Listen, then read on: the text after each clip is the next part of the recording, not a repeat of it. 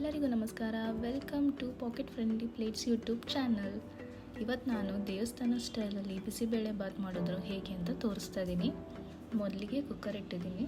ಕುಕ್ಕರ್ಗೆ ನಾನು 1.5 ಕಪ್ಪಷ್ಟು ರೈಸ್ನ ಹಾಕ್ತಾಯಿದ್ದೀನಿ. ನಂತರ ನಾನಿದಕ್ಕೆ 1 ಕಪ್ಪಷ್ಟು ತೊಳೆದಿರೋವಂಥ ತೊಗರಿಬೇಳೆನ ಕುಕ್ಕರ್ಗೆ ಹಾಕೋತಾ ಇದ್ದೀನಿ.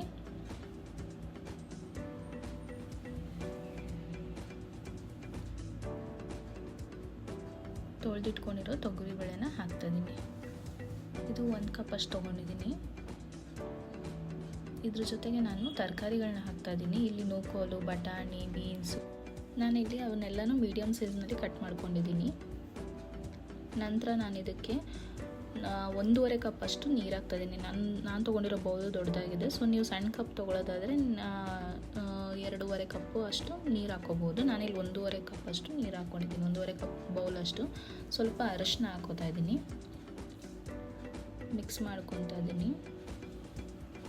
ಆಮೇಲೆ ಇದಕ್ಕೊಂದು ಸ್ವಲ್ಪ ಎಣ್ಣೆ ಹಾಕ್ತೀನಿ, ಅಡುಗೆ ಎಣ್ಣೆನ. ಯಾಕೆಂದರೆ ಬೇಳೆ ಮತ್ತು ಅಕ್ಕಿ ತರಕಾರಿ ಎಲ್ಲ ಚೆನ್ನಾಗಿ ಬೇಯಬೇಕು ಅಂತ ಹಾಕ್ತಿದ್ದೀನಿ.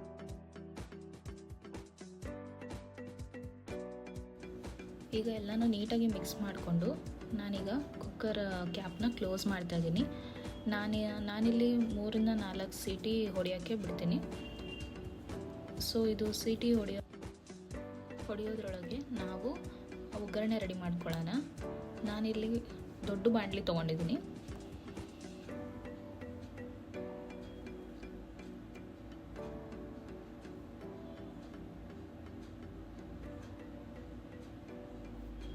ಇದಕ್ಕೆ ನಾನು 1.5 ಸ್ಪೂನಷ್ಟು ತುಪ್ಪ ಹಾಕೋತಾ ಇದ್ದೀನಿ.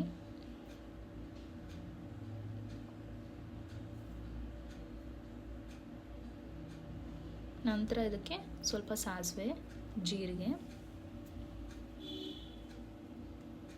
ಸಾಸಿವೆ ಸ್ವಲ್ಪ ಚಟಪಟ ಅನ್ನಬೇಕು. ಆಮೇಲೆ ನಾನು ಇದಕ್ಕೆ ಅರ್ಧ ಈರುಳ್ಳಿ, ಅರ್ಧ ಕ್ಯಾಪ್ಸಿಕಮ್ನ ದೊಡ್ಡದಾಗಿ ಹೆಚ್ಕೊಂಡಿದ್ದೀನಿ. ಇದನ್ನು ಸ್ವಲ್ಪ ಹೊತ್ತು ಫ್ರೈ ಮಾಡ್ಕೊಳ್ಳೋಣ ತುಪ್ಪದಲ್ಲಿ.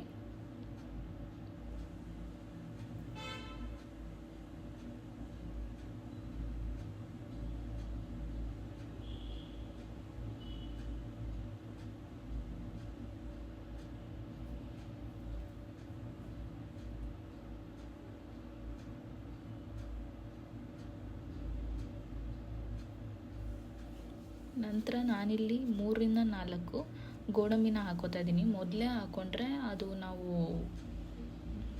ಫ್ರೈ ಮಾಡೋಷ್ಟರೊಳಗೆ ಕಪ್ಪಗಾಗ್ಬಿಡುತ್ತೆ. ಸೊ ಅದಕ್ಕೆ ಸ್ವಲ್ಪ ಲೇಟಾಗಿ ಹಾಕೋತಾ ಇದ್ದೀನಿ, ಸ್ವಲ್ಪ ಗೋಲ್ಡಿಶ್ ಆಗಲಿ ಅಂತ ಹೇಳಿ. ಇದಕ್ಕೆ ನಾನು ಅರ್ಧ ಟೊಮೆಟೊನ ಹಾಕ್ಕೊಂಡಿದ್ದೀನಿ. ದೊಡ್ಡ ಸೈಜಿಂದ ಅರ್ಧ ಟೊಮೆಟೊ ಹಾಕ್ಕೊಂಡಿದ್ದೀನಿ, ದೊಡ್ಡದಾಗಿ ಕಟ್ ಮಾಡಿ.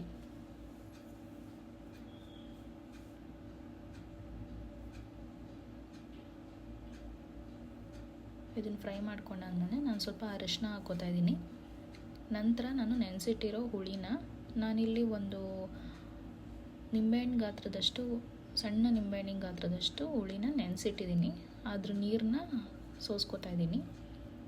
ಈಗ ಆ ನೀರನ್ನ ಹಾಕ್ಕೊಂಡಿದ್ದೀವಲ್ಲ, ಈಗ ಅದನ್ನು ಸ್ವಲ್ಪ ಹೊತ್ತು ಬೇಯಕ್ಕೆ ಬಿಡಬೇಕು. ತರಕಾರಿ ನೀರನ್ನೆಲ್ಲ ಚೆನ್ನಾಗಿ ಹೀರ್ಕೋಬೇಕು. ಸೊ ಅದನ್ನು ಸ್ವಲ್ಪ ಹೊತ್ತು ಬೇಯಕ್ಕೆ ಬಿಡೋಣ. ಇಲ್ಲಿ ನಮ್ಮ ಕುಕ್ಕರ್ ನೋಡಿ ಸೀಟಿ ಹೊಡೆದಿದೆ. ಸೊ ಈಗ ಇದನ್ನು ಓಪನ್ ಮಾಡಿ ನೋಡೋದು, ಸೀಟಿ ಹೊಡಿತಾ ಇದೆ ನೋಡಿ. ಇದಕ್ಕೆ ಈಗ ನಾನಿಲ್ಲಿ ಮನೆಯಲ್ಲೇ ಮಾಡಿರುವಂಥ ಬಿಸಿಬೇಳೆ ಬಾತ್ ಪೌಡರ್ನ 2 ಸ್ಪೂನ್ನಷ್ಟು ಹಾಕೋತಾ ಇದ್ದೀನಿ. 2-2.5 ಸ್ಪೂನಷ್ಟು ಹಾಕೋತಾ ಇದ್ದೀನಿ. ನಿಮಗೆ ಖಾರ ಜಾಸ್ತಿ ಬೇಕಂದರೆ ಸ್ವಲ್ಪ ಜಾಸ್ತಿನೇ ಹಾಕ್ಕೊಳ್ಳಿ. ಸೊ ನಾನು ಮೀಡಿಯಮ್ ಖಾರ ಇರೋದಕ್ಕೋಸ್ಕರ 2 ಸ್ಪೂನಷ್ಟು ಹಾಕಿದ್ದೀನಿ. ಇದಕ್ಕೆ ನಾನು ಸ್ವಲ್ಪ ಬೆಲ್ಲ ಹಾಕ್ತಾಯಿದ್ದೀನಿ. ಸೊ ಇಲ್ಲಿ ಬೆಲ್ಲ ಕರಗಲಿ, ಸ್ವಲ್ಪ ಅದು ಕುದಿ ಬಂದು ಬೆಲ್ಲ ಎಲ್ಲ ಕರಗುತ್ತೆ. ಹಾಗೆ ನನ್ನೆಲ್ಲ 31 ಸಬ್ಸ್ಕ್ರೈಬರ್ಸ್ಗೂ ತುಂಬ ಹೃದಯದ ಧನ್ಯವಾದಗಳು. ಹೀಗೆ ನನ್ನ ಸಪೋರ್ಟ್ ಮಾಡಿ ನನ್ನ ಚಾನಲ್ಗೆ ಸಬ್ಸ್ಕ್ರೈಬ್ ಆಗಿ. ನೀವಿನ್ನೂ ಈಗ ಹೊಸಬ್ರಾಗಿ ನೋಡ್ತಿದ್ರೆ ಚಾನಲ್ನ ಸಬ್ಸ್ಕ್ರೈಬ್ ಮಾಡೋದು. ನಾವಿಲ್ಲಿ ಆಗಲೇ ಬೇಯಿಸಿಟ್ಕೊಂಡಿದ್ದನ್ನು ಈ ಒಗ್ಗರಣೆ ಜೊತೆಗೆ ಮಿಕ್ಸ್ ಮಾಡ್ತಾ ಇದ್ದೀನಿ. ನೀಟಾಗಿ ಮಿಕ್ಸ್ ಮಾಡ್ಕೊತಾ ಇದ್ದೀನಿ. ನಿಮಗೇನಾದ್ರು ನೀರು ಕಡಿಮೆ ಅನಿಸಿದ್ರೆ ಸ್ವಲ್ಪ ನೀರನ್ನ ಆ್ಯಡ್ ಮಾಡ್ಕೊಳ್ಳಿ. ನಾನಿಲ್ಲಿ ಒಂದು ಅರ್ಧ ಕಪ್ಪಷ್ಟು ನೀರನ್ನ ಹಾಕ್ಕೊಂಡಿದ್ದೀನಿ ಸಣ್ಣ ಗ್ಲಾಸ್ನಲ್ಲಿ. ನಿಮಗೆ ಗಟ್ಟಿನೇ ಬೇಕು ಅಂದರೆ ಅದು ಗಟ್ಟಿಯಾಗಿ ಇರಲಿ. ಸ್ವಲ್ಪ ದೇವಸ್ಥಾನದಲ್ಲಿ ಎಲ್ಲ ಆಲ್ಮೋಸ್ಟ್ ನೀರಾಗೆ ಕೊಡ್ತಾರೆ ಅಲ್ವಾ, ಸೊ ಅದಕ್ಕೆ ನಾನು ಸ್ವಲ್ಪ ನೀರು ಹಾಕ್ಕೊಂಡು ಅದನ್ನು ಸ್ವಲ್ಪ ಬೇಯಿಸ್ಕೊಂಡಿದ್ದೀನಿ. ಒಂದು 2 ನಿಮಿಷ ನೀವು ಬೇಯಿಸ್ಕೊಂಡ್ರೆ ಸಾಕು. ಆಮೇಲೆ ಬಿಸಿ ಬಿಸಿಯಾಗಿ ತಿನ್ನೋಕ್ಕೆ ನಿಜವಾಗ್ಲೂ ತುಂಬ ಚೆನ್ನಾಗಿರುತ್ತೆ. ಒನ್ಸ್ ಟ್ರೈ ಮಾಡಿ ನೋಡಿ. ಸೇಮ್ ದೇವಸ್ಥಾನ ಶೈಲಿಯಲ್ಲಿ ಹೇಗೆ ಮಾಡ್ತಾರೋ ಹಾಗೆ ಆಗಿದೆ.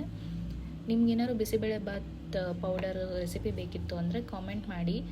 ಈ ವಿಡಿಯೋನ ಲೈಕ್ ಮಾಡಿ, ಶೇರ್ ಮಾಡಿ, ಸಬ್ಸ್ಕ್ರೈಬ್ ಮಾಡಿ, ಹಾಗೆ ಬೆಲ್ ಐಕಾನ್ನ ಒತ್ತಿ. ನಿಮಗೆ ಈ ರೆಸಿಪಿ ಇಷ್ಟ ಆಗಿದೆ ಅಂತ ಭಾವಿಸ್ತೀನಿ. ಹಾಗೆ ಮುಂದಿನ ವಿಡಿಯೋದಲ್ಲಿ ಸಿಗೋಣ. Thank you.